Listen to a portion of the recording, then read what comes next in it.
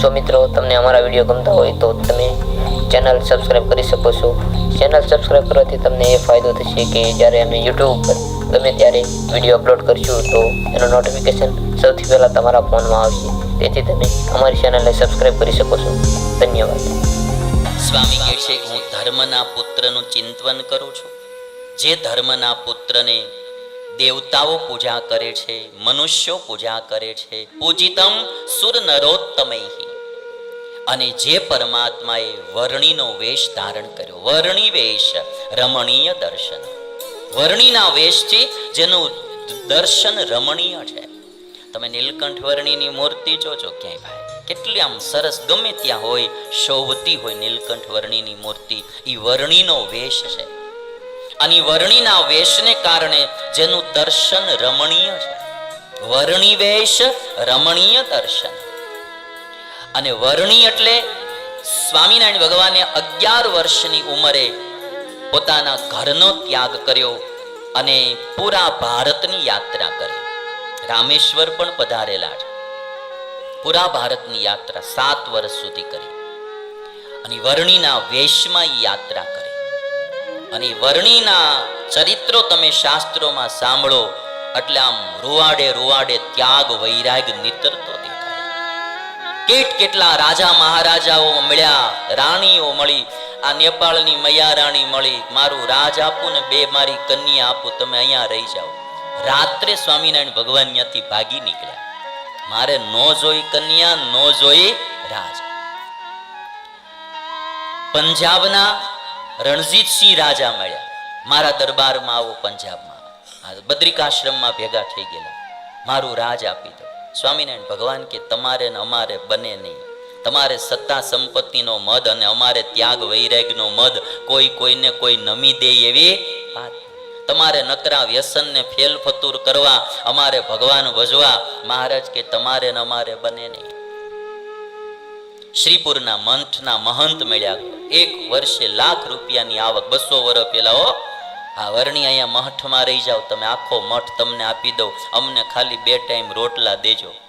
મહારાજ કે અમે મઠ માટે ઘરેથી નીકળ્યા નથી, અમે તો સારા સાધુ ગોતવા માટે નીકળ્યા છે કે જે અમને ભગવાનનો ભેટો કરાવે. અમે મઠ માટે નથી નીકળ્યા. સુરત થી આગળ મુંબઈ તમે જાઓ ને તો ધરમપુર ગામ આવે. કુશળ કુંવરબાઈએ પોતાનું રાજ સોંપ્યું. મહારાજ કે અમારે રાજ નથી જોતું. એનો દીધેલો મુગટ આજ પણ વડતાલમાં દર્શન આપે છે. અડાલજની વાવ પૂર્વ જન્મમાં જેણે બનાવી, અમદાવાદ પાસે અડાલજની વાવ, ઈ રૂડાબાઈ, એનો બીજો જન્મ કુશળ કુંવરબાઈ ધરમપુરના રાણી બન્યા. રાજ દીધું સ્વામિનારાયણ ભગવાનને ના પાડી દીધું. ત્યાગ અને વૈરાગ્યના જીવનમાંથી એટલો નીતરતો હતો અને ભક્તિ એટલી નીતરતી હતી, ઈશ્વરનો એટલો દ્રઢ આશરો મહારાજે બતાવ્યો. અને એવો વર્ણિનો વેશ અને એવો વર્ણિનો વેશ ધારણ કરેલો ત્યારે દેવતાઓ અને તીર્થમાં રહેનારા તીર્થવાસીઓ પણ એમની પૂજા કરતા. પૂજા ત્યાગ અને વૈરાગની હોય, પૂજા સદગુણની હોય, પૂજા કોઈ વ્યક્તિની કોઈ કરતો. આ તમે તમારા પત્નીઓને કેટલી કેટલી હાડીઓ લાવી દો, કેટલા ઘરેણા કરાવી દો, કેટલી વાર ઊટી ફરવા લઈ જાઓ, તોય હવારે પગ પૂજે. ચાલો ઊટી ફરવા લઈ જાઓ, બીજે ત્રીજે ફરવા લઈ જાઓ, હોટલમાં જમવા લઈ જાઓ, તોય પૂજે જ ભાઈ હવારે. કોઈને આમ આમ અંગૂઠે ચાંદલો કરીને આમ પગ પૂજતા હોય એવા ઊંચી આંગળી કરો. ચાલો એક સુરવીર દેખાય તો કયો લ્યો હાલો આમાં. એમ કોઈ પૂજા નથી કરતું. મા બાપ બધું છોકરા માટે કરે ને બધું એના નામે લખી દે, તોય કોઈ પૂજા કરવા તૈયાર નથી. વૃદ્ધાશ્રમમાં મૂકવા તૈયાર છે, પૂજા કરવા તૈયાર નથી. 9 વર્ષે 1 દિવસ પગે લાગવું હોય તો માંડ માંડ લાગે. નમવું કે પૂજવું એમ થતું નથી. કોઈ પણ વ્યક્તિને ક્યાંય સદગુણ દેખાય, ક્યાંક સત્કર્મ દેખાય તો માણા નમે છે અને તો માણા પૂજા કરે છે. એટલે મને તો એવું પાક્કું દેખાય કે કોઈ વ્યક્તિની ક્યાંય પૂજા થતી જ નથી. વ્યક્તિના સદગુણ અને વ્યક્તિના સત્કર્મની પૂજા થાય છે. અને તમે જોશો આ દુનિયામાં કે જે વ્યક્તિમાં સદગુણ અને સત્કર્મ દેખાતા હોય, લોકો એને પૂજતા હોય, અને કદાચ ઈ માણસ પાખંડી કે દંભી નીકળે અને એનામાં ઈ ચીજ ન દે તો લોકો પૂજતા પણ બંધ થઈ જાય અને ગાળ્યું દેતા થઈ જાય, પૂજા બંધ થઈ જાય. એટલે વ્યક્તિ મહત્વનો નથી, વ્યક્તિના સદગુણ અને સત્કર્મ મહત્વના છે. નીલકંઠ વર્ણી એનામાં ત્યાગ, વૈરાગ, બ્રહ્મચર્ય, ભજન, ભક્તિ, સંતોની સેવા, આ એટલા સદગુણો હતા. એટલે આમ તમે આમ જોવો ને તો મોટા મોટા દેવતાઓ અને મોટા મોટા ઋષિઓ એની પૂજા કરતા. સ્વામી એટલે લખે પૂજિતમ સુર નરોત્તમૈહિ. સુર એટલે દેવતા, નરોત્તમ એટલે મનુષ્યોમાં જે શ્રેષ્ઠ શ્રેષ્ઠ માણસો, ઈ પણ નીલકંઠ વર્ણીની પૂજા કરતા. અને વર્ણિના વેશથી રમણીય દર્શન હતું. મંદહાસ રુચિરાન નામ્બુજમ. આમ તમે જો ને તો અંબુજ એટલે કમળ, આનન એટલે મુખ, આનનાંબુજમ એટલે મુખ કમળ. વર્ણિનું મુખ કમળ કેવું હતું? મંદ હાસ એટલે મંદ મંદ હાસુ, મંદ મંદ હાસ્ય, એનાથી રુચિર હતું જેનું મુખ કમળ, એવા વર્ણી. એટલે સ્વામી બોલે મંદ હાસ રુચિરાન નામ્બુજમ. મંદ હાસ્યથી રુચિર એટલે બહુ મનમોહક છે, આનનાંબુજમ એટલે મુખ કમળ જેનું, એવા વર્ણીનું હું ચિંતન કરું. હવે મુખ કમળ હસતું ને આનંદિત કોનું હોય ભાઈ? જેના જીવનમાં ત્યાગ ને વૈરાગ હોય, જેના જીવનમાં રાગ હોય, એના મોઢા તો કરમાયેલા હોય ભાઈ. જેના મુખમાં, જેના જીવનમાં ત્યાગ વૈરાગ હોય, એનું મુખ પ્રફુલ્લિત હોય. એટલે સ્વામીએ આ એક શ્લોક બોલ્યા કે એવા વર્ણી એમનું હું ધ્યાન ધરું છું. હવે તમે બધા ફરીને આ શ્લોક બોલો, મજા આવશે. રોજ મંગલાચરણમાં તમે બોલો છો, મેં તમને અર્થ કરી દીધો કે વર્ણિના વેશથી રમણીય છે જેમનું દર્શન, અને મંદ હાસ્યથી, મંદ હાસ્યને કારણે રુચિર એટલે મનમોહક છે જેમનું મુખ કમળ, અને જે દેવતાઓ અને મોટા મોટા મહાપુરુષોથી પૂજાયેલા છે એવા ધર્મના પુત્ર, એમનું હું ચિંતન કરું છું. વર્ણિવેશરમણીય દર્શનમ મંદહાસ રુચિરાનાંબુજમ પૂજિતમ સુરનરોત્તમૈર્મુદા ધર્મનંદનમહં વિચિંતયે. જ્યારે જ્યારે મંગલાચરણ કરો ને ત્યારે આવી રીતે પરમાત્માનું ધ્યાન ધરતા ધરતા મંગલાચરણ કરો. અને હવે સ્વામી 108 જે સ્તોત્રના મંત્રો, એમાંનો પહેલો મંત્ર બોલે છે, એનો આપણે બધા ઉદ્ઘોષ કરીશું. 108 મંત્રોનું મારે વિવરણ કરવાનું છે આ 5 દિવસમાં. એમાંનો પહેલો મંત્ર ઓમ શ્રી કૃષ્ણાય નમઃ. ઓમ શ્રી કૃષ્ણાય નમઃ. ઓમ શ્રી કૃષ્ણાય નમઃ. ઓમ શ્રી કૃષ્ણાય નમઃ.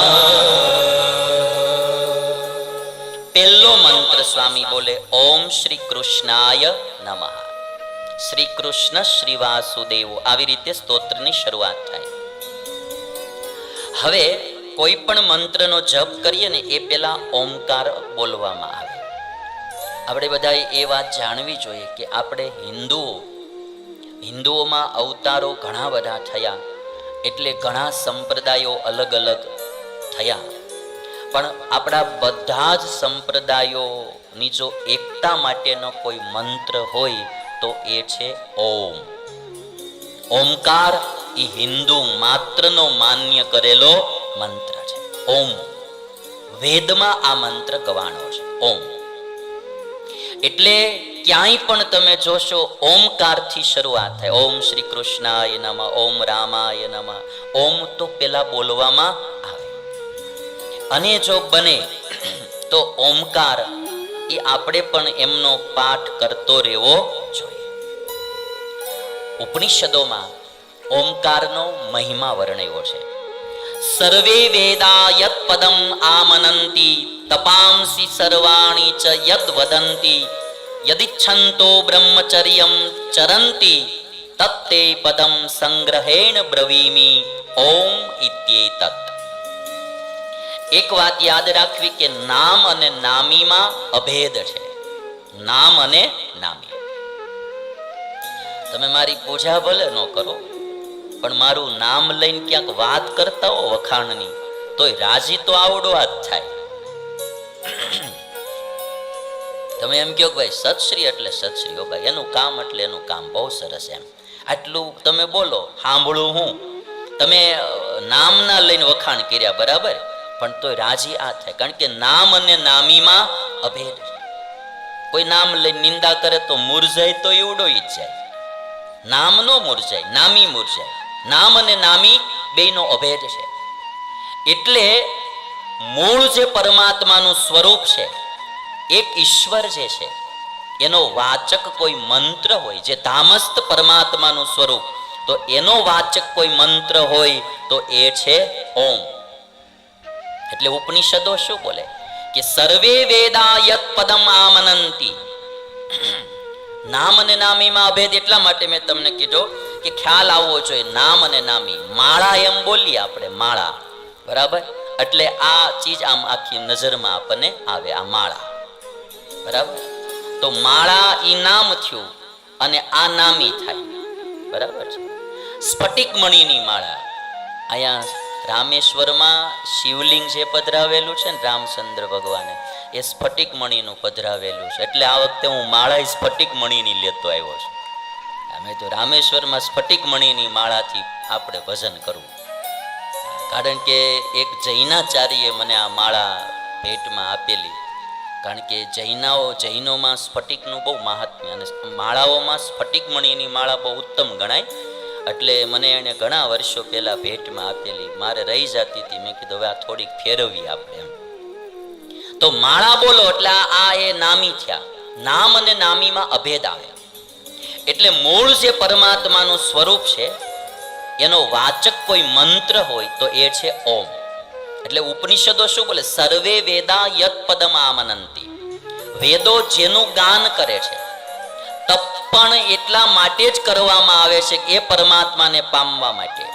અને એ પરમાત્માને પામવા માટે જ બ્રહ્મચર્ય લોકો પાલન કરે છે. યદિચ્છન્તો બ્રહ્મચર્યમ ચરંતી તત્તે પદમ સંગ્રહેણ બ્રવીમી. એ પરમાત્માનું વાચક પદ હું તમને સંક્ષેપમાં કહું. સંગ્રહેણ બ્રવીમી ઓમ ઇત્યેતત. તો એનું વાચક નામ છે ઓમ. અ, ઉ અને મ, આ ત્રણ અક્ષર ભેગા મળીને બને ઓમ. અ, ઉ અને મ. અને એમ કહેવાય છે કે આ ત્રણ અક્ષરમાંથી ઓમ થયો ને એમાંથી જ બધા શબ્દોની ઉત્પત્તિ થાય. એટલે આને શબ્દ બ્રહ્મ પણ કહેવામાં આવે.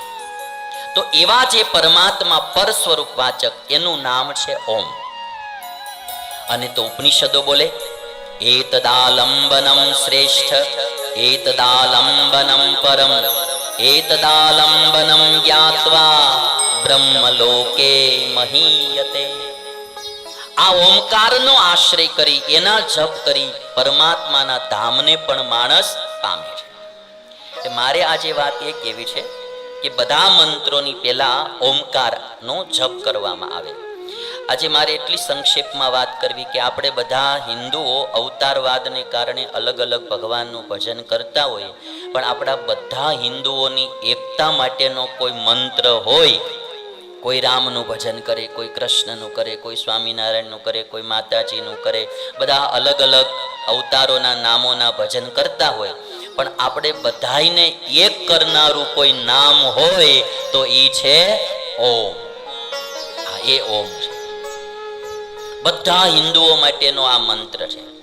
એટલે બને તો ઘરે બી ક્યાંક ઓમકાર લખો, ગાડી પાછળ બને તો બી ઓમ મંત્ર લખો. જેટલું બને એટલું ઓમકારનું પ્રવર્તન પણ કરવું અને એના જપ પણ કરવા. થોડી વાર માટે આપણે એક બે ઓમકારના જપ કરીએ સમુદ્ર કિનારે. તમે બધા જો બહુ જાજો નાસ્તો કર્યો હોય તો ઊંડો શ્વાસ ન લેતા, નહીંતર થોડો થોડો ધીરે ધીરે શ્વાસ લેજો અને પછી ઓમકાર સાથે આપણે એ શ્વાસને છોડીશું. પણ બહુ જમીન આવ્યા હો તો બહુ ઊંડો શ્વાસ ન લેતા, ધીરે ધીરે થોડો થોડો ખાલી લેજો. પછી હાથે ઓમમાં જોડાઈ જાજો. બરાબર છે? તો ધીરે ધીરે આપણે એક બે ઓમકારના જપ. સમુદ્ર કિનારો છે, રામેશ્વર જેવું ધામ છે, સીધા બધા બેસશું અને એક સાથે આપણે ધીરે ધીરે ઊંડો શ્વાસ લઈ અને ઓમકાર પ્રાણાયામ કરીશું.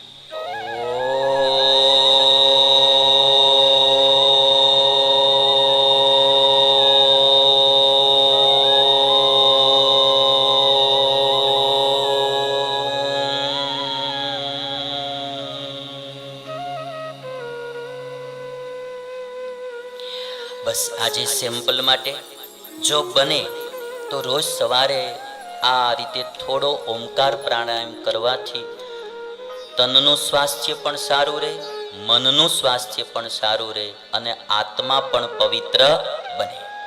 એટલે સવારે જો બને તો રોજે ઓમકારનો જપ કરવો. આ રીતે આમાં કોઈ સાધના લાંબી કરવાની છે નહીં.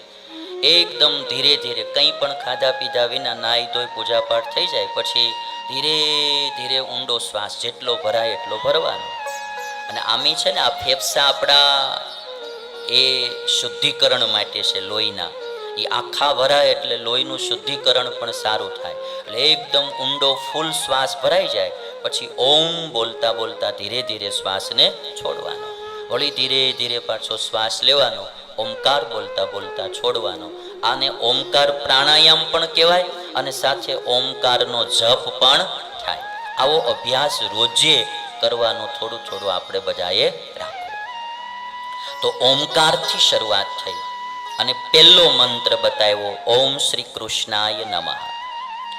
હવે મારે તમને આમાં એક ચાર્ટ બતાવવો છે અને જે વાત કરવી છે એ કેવી છે કે આ 108 નામ જે છે એ સ્વામિનારાયણ ભગવાનના નામ છે. પહેલી વાત તો એ સ્વામીએ સ્ટાર્ટિંગમાં જ કહી દીધું કે હું ધર્મના પુત્ર શ્રી હરિના 108 નામ બતાવું છું. સ્વામિનારાયણ ભગવાનના 108 નામ બતાવે છે. હવે સ્વામિનારાયણ ભગવાનના 108 નામ કઈ રીતે આવશે આ એટલા માટે તમને મારે પહેલા એક ચાર્ટ બતાવવો છે કે મૂળ એક ઈશ્વર છે. આ સનાતન સત્ય છે. ઈશ્વર એક જ છે, બે ઈશ્વર નથી. ભગવાન એક જ છે. સ્વામિનારાયણ ભગવાને અંત્યના છેલ્લા વચનામૃતમાં આ વાત કીધી કે ભગવાન તો એક જ છે. પહેલા બીજા વચનામૃતમાં નહીં હો, હા છેલ્લું વચનામૃત, અંત્ય પ્રકરણનું પણ પાછું છેલ્લું વચનામૃત. સ્વામિનારાયણ ભગવાને ધામમાં જાતા જાતા આ વાત કીધી કે ભગવાન તો એક જ છે અને એ ભગવાન જેવો થવાને સમર્થ બીજો કોઈ થતો. એનું ભજન કરી કરી અને એના સાધર્મ્યપણાને ઘણા પામે, પણ એના જેવો થવા કોઈ સમર્થ નથી. અને મહારાજે વાત કીધી કે કદાચ બે ભગવાન હોય તો એક ભગવાન એમ કહેશે કે ઓણ મારે વરસાદ વરસાવો છે, અને બીજો કહેશે મારે નથી વરસાવો. એક ભગવાન એમ કહેશે કે પશુના ધર્મ મારે માણસમાં પ્રવર્તાવવા છે, અને માણસના ધર્મ મારે પશુમાં પ્રવર્તાવવા છે. બે આવે એટલે મતભેદ થાય ને થાય. આ તમે ખાલી 40 જણા જાત્રાની બસમાં હતા તોય તમે જોયું હશે કેટલી વાર મતભેદ થયા છે. થાય ને કે અહીંયા જાઓ, ઓલો કે અહીંયા જાઓ, ઓલો કે જમી લેવું છે, ઓલો કે પછી જમશું, ઓલો કે અહીંયા ઉતારો રાખો, ઓલો થાય જ મતભેદ. બે આવે એટલે મતભેદ થાય. એટલે સ્વામિનારાયણ ભગવાને તર્કબદ્ધ આ વાત કીધી કે ઈશ્વર તો એક જ છે, ભગવાન એક જ છે, બે ભગવાન છે જ નહીં. અને ઉપનિષદો અને વેદોએ તો આ વાત વર્ષો પહેલા પોકારી. વિશ્વનું સૌથી પ્રાચીન શાસ્ત્ર હોય તો વેદ, અને વેદોએ આ ઘોષણા વર્ષો પહેલા કરી કે એકમેવા દ્વિતીયમ બ્રહ્મ. ઈશ્વર એકમ એવ, એક જ છે, એક છે એમ નહીં, એક જ છે, બીજો નથી. એકમ એવ અદ્વિતીયમ બ્રહ્મ, એના જેવું પણ કોઈ નથી, એના જેવું બીજું કોઈ છે જ નહીં. અદ્વિતીય, બીજો છે જ નહીં. એટલે એક તો માનવ માત્ર, દુનિયાભરના માનવ માત્રએ આ વાત પાકી કરવી પડે કે ઈશ્વર એક જ છે, બે ઈશ્વર નથી. એ ચાહે હિન્દુ હોય, ઇસ્લામ હોય, ક્રિશ્ચન હોય, શીખ હોય, સબકા માલિક એક, બધાનો ભગવાન એક છે. હું આ વાત વારે વાર એટલા માટે કરું છું કે હિન્દુઓને લોકો અનેકેશ્વરવાદી કહે છે, પણ હકીકતમાં હિન્દુનો સનાતન મત એકેશ્વરવાદનો ઉપનિષદો અને વેદો બોલે છે. ઈશ્વર એક છે. ટ્રક વાળા સમજ્યા પણ આપણે નો સમજ્યા. ટ્રક વાળા બિચારા પાછળ લખે સબકા માલિક એક. ટ્રક વાળા સમજ્યા પણ ધર્મગુરુ ઘણા નો સમજ્યા. લ્યો, નોખા નોખા ભગવાનો કરીને ખોટા નોખા વાડા વાડીને મારા તારીને પક્ષા પક્ષીને વાદ વિવાદ ઉભા કર્યા. મૂળ ઈશ્વર તત્વ એક છે.